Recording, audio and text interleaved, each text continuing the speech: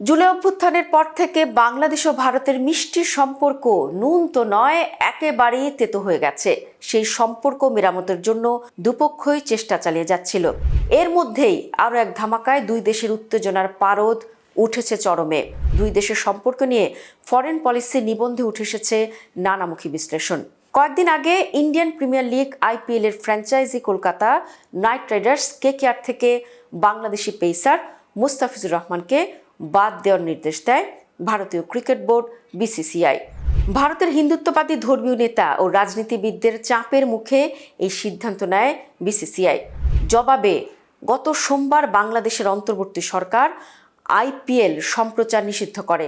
মোস্তাফিজুর রহমানকে বাদ দেওয়া বা তাকে খেলতে না দেওয়ার নিষেধাজ্ঞার পেছনে কোনো আনুষ্ঠানিক কারণ জানানো হয়নি ভারতের পক্ষ থেকে। তবে সিদ্ধান্তটি ভারতের প্রধান ক্রিকেট সংস্থার নির্দেশে নেওয়া হয়েছে। এদিকে বাংলাদেশ জাতীয় ক্রিকেট দলও ঘোষণা দিয়েছে আসন্ন T20 বিশ্বকাপে তারা ভারতে কোনো ম্যাচ খেলবে না। ক্রিকেট পাগল এই অঞ্চলে বেশ কয়েকটি বিষয় ছাড়া, যেখানে খেলাটি দীর্ঘদিন ধরে ঐক্যের প্রতীক, এই ঘটনা প্রবাহ ভারত বাংলাদেশ সম্পর্কের গভীর টানাপোড়েনকেই তুলে ধরে।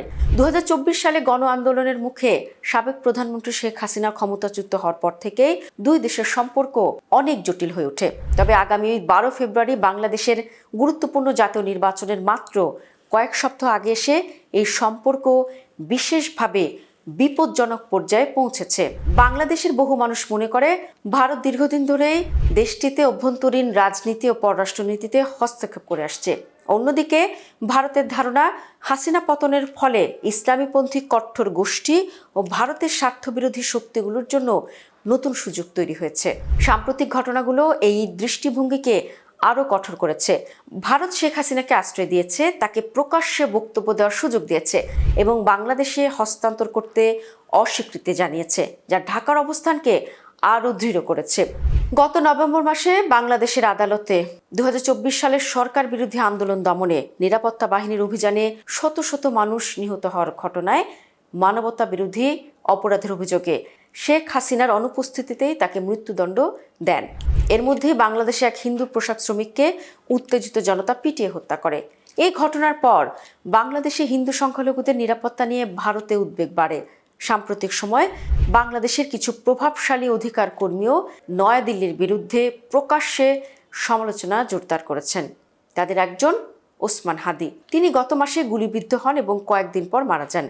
বাংলাদেশ পুলিশ দাবি করেছে হত্যাকাণ্ডের দুই সন্দেহভাজন ভারতে পালিয়ে গেছেন, যদিও তাদের উদ্দেশ্য সম্পর্কে কোনো তথ্য দেওয়া হয়নি। তবু বাংলাদেশের নির্বাচন একটি সম্ভাব্য উত্তরণের পথ তৈরি করতে পারে। ভারত ইতিমধ্যে জানিয়েছে নির্বাচিত যে কোনো সরকারের সঙ্গে তারা কাজ করতে প্রস্তুত। সম্ভাব্য বিজয়ী হিসেবে বিবেচিত বিএনপির সঙ্গে ভারতের সম্পর্ক ঐতিহাসিকভাবে টানাপোড়েনপূর্ণ হলেও জামায়াত ইসলামের সঙ্গে দীর্ঘদিনের জোট ছিন্ন করার পর দলটি এখন নয়াদিল্লির কাছে তুলনামূলকভাবে গ্রহণযোগ্য হয়ে উঠেছে। গত মাসে বিএনপির চেয়ারপারসন ও সাবেক প্রধানমন্ত্রী খালেদা জিয়ার মৃত্যুর পর ভারতের প্রধানমন্ত্রী তার ছেলে তারেক রহমানকে উষ্ণ সমবেদনা বার্তা পাঠান। ভারতের পররাষ্ট্রমন্ত্রী S জয়শঙ্কর ঢাকায় খালেদা জিয়ার জানাজায় অংশ নেন। এসব পদক্ষেপে সম্ভাব্য বিএনপি নেতৃত্বাধীন সরকারের প্রতি ভারতের নতুন দৃষ্টিভঙ্গির ইঙ্গিত মিলেছে। অন্যদিকে তারেক রহমান, যিনি বাংলাদেশের পরবর্তী প্রধানমন্ত্রী হতে পারেন, জাতীয় ঐক্যের আহ্বান জানিয়েছেন। এরই মধ্যে এটিকে ভারতের প্রতি একটি পরোক্ষ আশ্বাস হিসেবেও দেখা হচ্ছে। তার সরকার বাংলাদেশের হিন্দু সংখ্যালঘুদের সুরক্ষায় কাজ করবে, এমনটি মনে হচ্ছে। সব মিলিয়ে বাংলাদেশের নির্বাচন ভারত বাংলাদেশ সম্পর্ক পুনর্গঠনের একটি সুযোগ এনে দিতে পারে। তবে তা বাস্তবায়িত হবে কিনা তা নির্ভর করবে দুই দেশের সরকার সেই রাজনৈতিক ঝুঁকি নিতে কতটা প্রস্তুত তার উপর। তাহলে 12 ফেব্রুয়ারি বহুল প্রতীক্ষিত যে নির্বাচন হতে যাচ্ছে, সেই নির্বাচনের পর যেই দলই ক্ষমতায় আসুক না কেন, বোঝা যাবে দিন শেষে নির্বাচিত সরকার এবং ভারতের মধ্যে সম্পর্ক কতটা উষ্ণ হয়।